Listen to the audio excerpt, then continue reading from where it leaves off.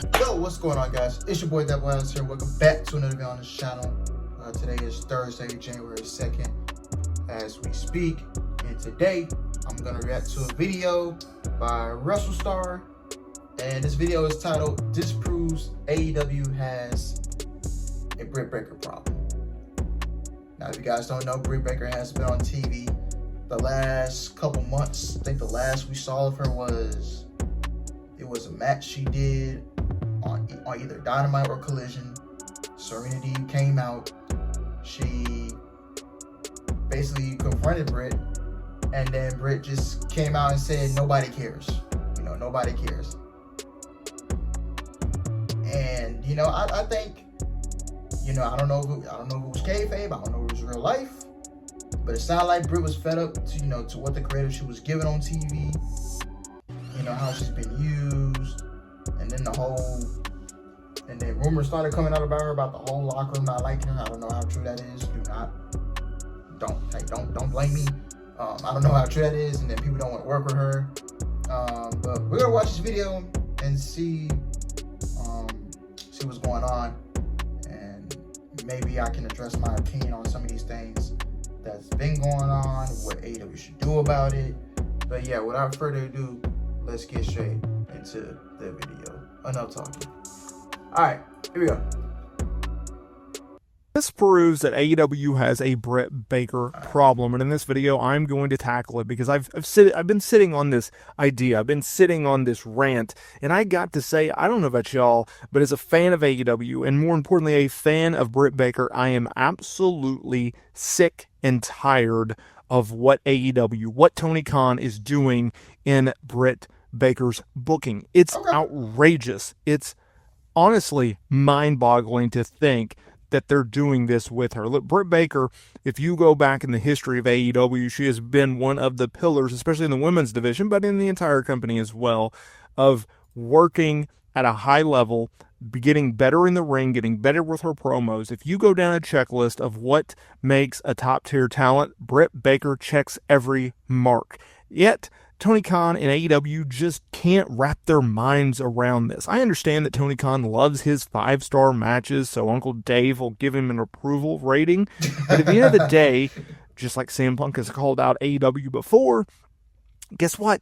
You need star power. You need talents that can draw you money. And despite the fact that literally every single time I do a video about Britt Baker, y'all come and support it. Y'all are down in the comments talking about how we want to see Britt Baker more on television, right? Britt Baker, if you go back to the beginning of this company, she was one of the pillars of the women's division. She was one of the first homegrown talents that got over in the women's division. And during the pandemic, she helped not only carry the women's division, but as well as the entire company during that horrific time period. Yet, Tony Khan, he has brought in new toys, and he has put Britt Baker to the sideline. And what he's saying is true. Like, Britt, she was carrying that women's division, during the pandemic.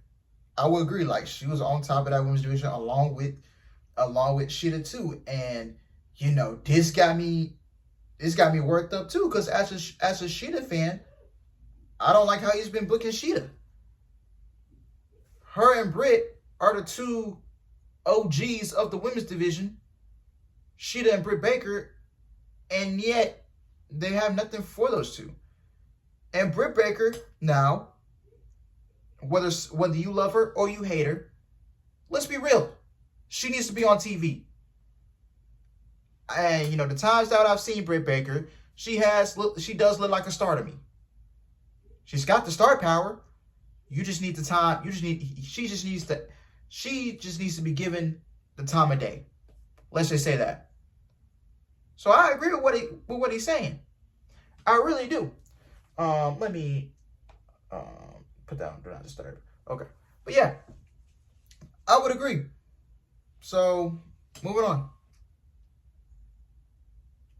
Now, I understand that she missed a late portion of 2023 and most of 2024 heading into this past summer due to outside the ring issues with medical stuff. But at the end of the day, she has been brought back and she has been used occasionally since June, July, when she returned at the Forbidden Door pay-per-view. And here's the problem. So she went into, she made her big return, right? Great. She was built up as a worthy challenger against Mercedes Moné for the TBS title at All In London, right? In the build up to that, she went over Hikaru Shida and Harley Cameron. Got no problem with that. She loses to Mercedes Moné in 17 minutes in a very disappointing match. In a match in which I felt like Britt Baker, who needed the win way more than Mercedes Moné did, lost. Okay, fine. How are we going to rebound it? Well, she goes over Serena Deeb on the 5-year anniversary of Dynamite. That was after she was pulled due to her having strep throat, I believe. Okay, fine. Nothing you can do about that. And then she went over Penelope Ford in a November 13th episode of Dynamite. And at the time, it was like, okay, she's back. And just like in October, and just like after the Mercedes Moné program, and before then, she's used, and then she just disappears. So my question is this. My question to AEW, my question to Tony Khan is, what is the strategy? Right? Because if you think Britt Baker is going to be a big star for you, then why aren't you using her more? If you don't think she's going to be a big star, why are you not using her to get other talents over? And more importantly, if you don't think she's a big star, despite the fact that at every given opportunity she has been able to draw you money and draw in interest, why are you still employing this woman? And I think this points to a bigger problem with AEW, which is like they have talent under contract and they just sit them at home. Your Ricky Starks, your Ray Phoenixes, your Miros. You have all of this talent. You have one of the most stacked talent rosters in the history of the wrestling business. And I understand that not everyone can get used. But then at the flip side, you have name talent or talented people that have star power stock. And they're on the sidelines while you're using Commander and Beast Mortos and all of these talents that are never going to draw you a single dime in this industry. And you wonder and you question. I mean, the dude ain't lying. You got Ricky Starks sitting at home. You don't want to let go of Ray Phoenix. You got Britt sitting at home. But yet you want to push people. But yet you want to push people like Commander, like you're saying, Beast Mortals, Hologram. Is that his name? Hologram. Guys, these guys are never going to draw the company any money. Let's be real. Tony Khan is pushing these people on TV who's not going to draw a dime for this company, who's not going to bring up any ratings, who's not going to sell merch, who's not going to sell tickets. But yeah, he wants why his product's not growing, because you keep these people at home doing nothing on the sidelines. Ricky Starks, Britt Baker, Ray Phoenix. Ray Phoenix is good as gone once he gets his stuff settled and can get out of this situation with AEW. But I'm telling you, man, the man is turning into Vince McMahon every day without the allegations. Like, seriously. And to the All-In match with Britt Baker and Mercedes, let's just say this. The build to this match was lackluster. Tony Khan and the creative team did not do a good job of building towards that match at All-In. Your first mistake was suspending Britt Baker. Why are you suspending her? Because of the situation that occurred with her and MJF's girlfriend? So what? I think that's just too much. Suspend Britt Baker over the situation with MJF's girlfriend. I think Tony should have sat them both down and talked it out. Go on and do business and keep it pushing. I don't know why she had to get suspended over that. I felt like that was stupid. I'm just saying. Moving on. Why are AEW attendant figures going down? Why are television ratings going down? Why is interest in this promotion down? You sit there and you wonder why you have these talented individuals that can draw you money, that can draw you interest, and you're not doing anything with them. Britt Baker, I hope, and we don't know exactly when her contract is up. That's actually an interesting question that someone should ask Sean Ross Sapp, but I digress. Whenever her deal is up, if I'm Britt Baker, I am leaving this promotion because WWE will have interest in this woman. They're at least going to take a flyer on her. She may not be called up to the main roster right away, but they're going to definitely take a flyer on her. She will thrive in WWE because when you are a talent in which you are booked in certain situations, both favorably and not favorably, when you are booked in situations and you hit it out of the ballpark, every single time you put on good matches, you cut good promos, and you got your character down, and more importantly, you can get a likable reaction as a babyface from the fans, or you can get a heated, disliked reaction as a heel from the fans. At the end of the day, if they're making noise, that's what you want, right? The problem is when you don't make any noise, that's an issue for a talent. And that is an issue for AEW right now because, yes, you have all this talent that they can put on 5-star matches, but at the end of the day, are you drawing anybody? Are you giving anyone to care about? I don't think so. And when it comes to Britt Baker, I think she actually fits the WWE model more than an AEW model. Like, think about it like this. AEW is built on the reputation of having the best wrestlers in the world, putting on the great matches in the world, right? They've taken over your PWGs and your New Japans in terms of like, where's a promotion which I can see the best wrestling on the planet? Okay, it's AEW. I think most of us can agree with that. Is WWE the place that has the greatest wrestlers in the world? No. They have some, but they have more or less top tier overall stars that have name power and star power and draw money. And so while they may not put on a 5-star classic, they can draw a house. They can get people talking, right? In my opinion, a huge sign of star power, a huge sign of, is this talent over or not? Do you get excited when they are booked in a talking segment? If they just say, we will hear from X, do you get an emotional reaction? Do you want to see it or do you not want to see it? If you want to see it, then that means that person is a star. If you do not want to see it or you do not care to see it, that person is not a star. I think it's a very clear-cut way of handling booking because you can put a Beast Mortos in a match against Will Ospreay and people are going to watch. They're not going to watch because it's a star power-driven match. They're going to watch because Will Ospreay's a star, right? And oh, by the way, Beast Mortos is in it and he's a decent talent, right? Yeah. Like, star power moves interest. They move reaction. They move interest and engagement.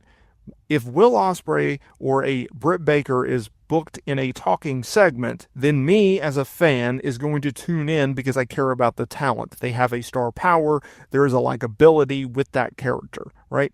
Stars move numbers. They move tickets. They move engagement. Great matches don't. I agree. You know, you can put on all this good wrestling that you want. By the way, I'm subscribed to you. Whoever the creator of the video is, Russell Starr. But yeah, man, I really don't care how many great matches you can put on. What's going to get the fans emotionally invested into your product is the storytelling that you put on, the wrestlers that can draw you, that we want to see. You know, that's got the character down, that's got mic work down, stuff like that. That's what's going to get us interested in your product. You can put on many 5-star matches you want, but at the end of the day, you know, nobody's really going to care.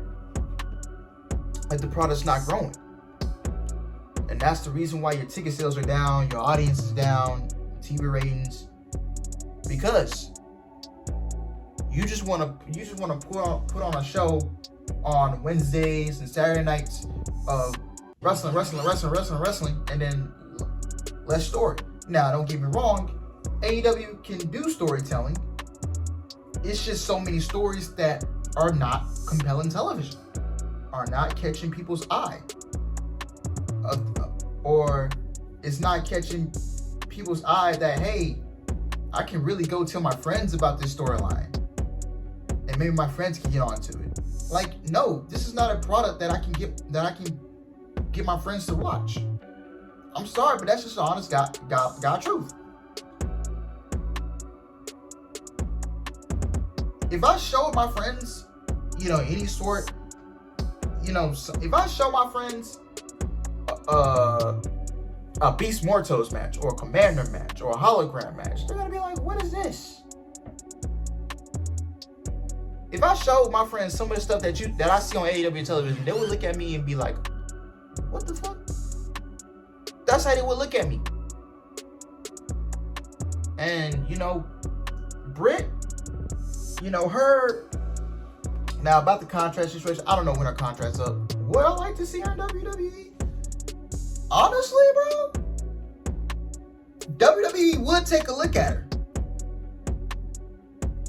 Because I'm a predict, because the next three names that WWE is gonna go after from the women's division in AEW, best believe they're gonna go after Britt Baker. They're gonna try and go after Thunder Rosa. They're gonna try and go after Sheeta. But I would not mind Britt in WWE. I will tell you that. Because WWE, they like to stick it to AEW. No diddy. But yeah, I would not mind seeing Britt in WWE. Now Shawn Michaels or Triple H, they probably gonna tell Britt, hey, check your ego at the door. And if they think Britt can make them some money, they're gonna bring her in for sure. Britt will fit in NXT. She will fit well in NXT.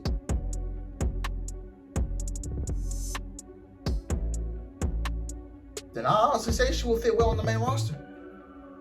But I think she should start out in NXT. Because Roxanne Perez is bound to hit up to the main roster. Now, that division is still loaded. They still got star power in that division. They still got Stephanie back here. They still got Julia. They got Jordan Grace gonna come in. They got Zarya. They got Kalani Jordan. They got Lola Vice. They got Jacy Jane, Fallon Henley. They got Jasmine Nix. They got Last Legend. They got Jakara Jackson. They got a lot of star power in that division. Who can carry that division? When Roxanne Perez loses the NXT Women's Championship to Julia, because she is losing that. But I'm 99% she will lose that title at New Year's Eve to Julia. Stephanie back here is going to carry the load. Julia, Zarya, Jordan. Britt would fit well with those girls. Not gonna lie. And she can get better in the Performance Center. Now I know she said some bad comments about the Performance Center. You're taking dudes from guys and girls from the streets and putting them in a Performance Center. That was years ago. Things change, people change. We'll have to see what happens with Britt. Girl, want to see her back on TV? Yes, she needs to be back on TV. I even booked scenarios for her to be on TV. Like, bro, you have a terrible women's division. Now, it's not the talent's fault. I'm not blaming talent. It's all on booking. Mariah May has had a flat underwhelming title reign. Mercedes Moné, now don't get me wrong, she had two good matches with Chris Statlander. She had a good match with Willow last year. She had a good match with Stephanie Vaquer last year. But we need stories, guys. We need stories. You can put on all these freaking 5-star classes all you want, but if you don't put on good storytelling, if you don't have wrestlers that have star power, if you don't have wrestlers that can draw money for you, nobody's gonna care.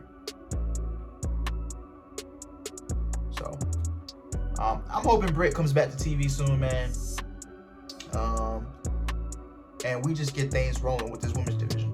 You got all the talent in the world. But yeah, man. Anyway, guys, hope you guys enjoyed the video. Thank you guys for watching. Please like, comment, subscribe, and I will see you guys in the next video. Take care, guys. I love y'all, and have a good rest of your night. Peace.